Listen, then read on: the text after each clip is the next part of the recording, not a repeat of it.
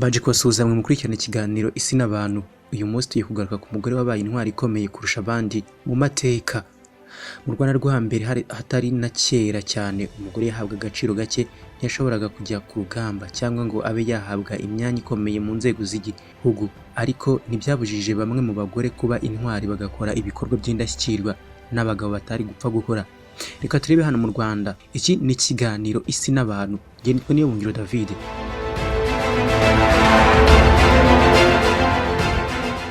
Amateka y'u Rwanda agaragaza ko abagore bafatwaga nk'abantu bakora cyangwa ngo bashobore gukora imirimo y'abagabo. Nta mugore wajyaga ku rugamba, nta wubakaga, nta wagirwaga umuyobozi mu nzego z'igihugu. Aha ni imbere y'abakoloni. Ndetse umugore yafatwaga nk'umuntu waremewe gukora imirimo yo mu rugo, ubundi agategereza byose ku mugabo. Nk'uko Padiri Muzungu Bernard abivuga mu gitabo yise Le Patriotisme jusqu'à Sange. Robwa Nyiramateke ni ishema n'icyubahiro ku bagore n'abakobwa babayeho mu mateka y'u Rwanda. Mbere yuko tuvuga ku butwari bwaranze uyu mugore ufatwa nk'intwari kurusha abandi bose mu mateka y'u Rwanda, reka turebe abandi bagore b'intwari batatu babayeho mu mateka y'u Rwanda. Nyirarucyaba. Uyu azwi mu bitekerezo by'ibimanuka byanditswe mu gitabo Inganji Karinga cya Musenyeri Alex Kagame. Bivuga ko ariwe wazanye inka mu Rwanda mu gihe yari itazwi. Ngo amaze kuzana icyo gisimba, inka yakamiye amata Gihanga ngo mijana. Amata yanyoye akira indwara yari arwaye, maze Gihanga abwira Nyirarucyaba ati jya kuzana icyo gisimba hano. Nuko azana inka mu Rwanda bwa mbere. Undi mugore w'intwari uzwi cyane ni Nyiraruganzu Nyirarumaga. Uyu yari umugabekazi w'ingoboka kuri Ruganzu Ndori, akaba yari umusingakazi. Yabaye umugabekazi kuri Ruganzu Ndori kuko uwari kumubera umugabekazi ni ukuvuga nyina wa Ndori yari yariciwe i Rubi rw'Inyundo ahitwa mu miko y'abakobwa. Ubwo Ndahiro Cyamatare yicwaga amaze guhungishiriza Ndori i Karagwe k'Abahinda. Ubwo rero Ruganzu amaze kuba umwami yagombaga kugira umugabekazi batwarana nk'uko byagendaga ku bami bose. Nyirarumaga rero niwe watwaranye na Ruganzu Ndori, umwami uzwiho ubutwari bukomeye n'ingabo ze zitwaga Ibisumizi. Ikindi kigira Nyirarumaga intwari itazibagirana mu mateka y'u Rwanda ni uko ari we watangije inganzo y'ibisigo, agira ngo amateka y'abami ntazibagirane. Kuba amateka y'abami bo hambere azwi ubu bikomoka cyane ku nganzo y'ibisigo nyabami, kuko ngo mu bisigo by'impakanizi hagenda havugwamo buri mwami n'ibikorwa yakoze kugeza ku mwami uriho. Nyirarumaga niwe wahanze igisigo cya mbere mu mateka y'u Rwanda, akaba yaracyise Umunsi ameza imiryango yose. Niwe watangije intebe y'abasizi ndetse ashyiraho uburyo ibisigo byose bituwe umwami runaka byajya bibungwabungwa, bigashingwa abantu runaka, bakabifata mu mutwe ndetse bakabitoza ababakomokaho ku buryo ingoma ya cyami yagize iherezo. Ibisigo byose uhereye kuri icyo Umunsi ameza imiryango yose bizwi neza. Undi mugore wabaye intwari twavuga mbere yuko tuvuga birambuye kuri Robwa ni Nyirayuhi, Nyiratunga ndetse n'abandi bagabekazi bategekanaga n'abana babo ariko bakiri bato kugeza igihe bakuriye. Nyirayuhi Nyiratunga ni nyina wa Yuhi Gahindiro. Nyiratunga yatwaye u Rwanda mu gihe Gahindiro ka Mibambwe se ntabyo yari akiri uruhinja. Ikigira Nyiratunga intwari cyane ni ukuba yararwanye ishyaka, arwana n'abana ba se wabo wa Gahindiro bashakaga kumunyaga ingoma. Yaratwaye kugeza igihe Gahindiro akuriye akaba umwami w'igihame. Binavuga ko ari we mwami warambye kurusha abandi bose. Reka noneho tugaruke ku butwari bwa Robwa. Padiri Muzungu Bernard mu gitabo cyavuzwe haruguru avuga ko ku buhanga n'abandi bazi amateka y'u Rwanda, igikomangoma Robwa Nyiramateke ari ishema n'icyubahiro ku banyarwandakazi aho bava bakagera. Inyandiko nyinshi zivuga ku mateka y'u Rwanda zirata ubutwari bwa kigore n'ubudahemuka budasanzwe bwaranze igikomangoma Robwa wavukaga kuri Nsoro wa mbere Samukondo, akaba mushiki wa Ruganzu wa mbere Bwimba. Guhara icyubahiro cyo kuba umwamikazi n'umugabekazi akemera gupfira u Rwanda bimugaragaza nk'intwari idasanzwe mu mateka mu Rwanda rwo hambere, haba mu bagabo n'abagore. Robwa yari muntu ki? Robwa Nyiramateke yari umukobwa wa Nsoro wa mbere Samukondo, umwe mu bami b'imishumi wategetse u Rwanda kuva mu mwaka w'1179 kugeza mu mwaka w'1312.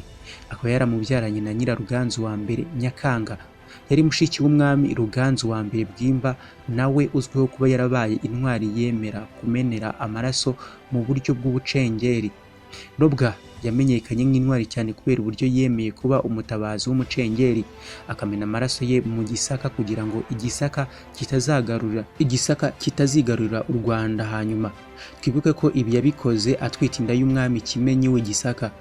Uko Robwa yasabye intwari Kimenyi cya Bazinya ba Ruregeya umwami w'Igisaka ngo yashatse umugeni, nuko abajije abajyanama be bamurangira mu Rwanda bati Nsoro ya Samukondo niwe ufite umugeni ugukwiriye. Ati none se ko nta bushuti ngirana na Nsoro nzabigenza nte? Nuko bamugira inama yo kwibanisha na Nkorokombe wari muramu wa Nsoro ko yari musaza wa Nyakanga nyina wa Robwa Nyiramateke. Bamaze kunoza inama, Kimenyi ngo yashatse amaturo n'izindi mpano nziza maze abyoherereza Nkorokombe maze aboneraho no kumwaka ubushuti. Undi ntiyazuyaza arabumwemerera. Bukeye ubucuti bumaze gukomera, Kimenyi atuma kuri Nkorokombe ati ndashaka gusaba muramu wawe umugeni none uzahambere nk'inshuti. Nkorokombe aramusubiza ati uzaza umugeni ntuzamubura rwose. Igihe kigeze rero abanyagisaka ngo baje gusaba Robwa icyakora ngo Nsoro aramubima avuga ko ngo yamutanze ahandi ariko ubu bukaba bwari uburyo bwo kubananiza. Ibi ngo byababaje Kimenyi cyane. Igihe cyarageze Nsoro araberama.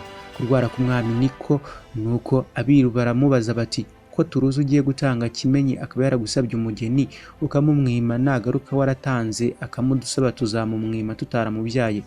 Nsoro arababwira ati nimumpamagarire abana banjye.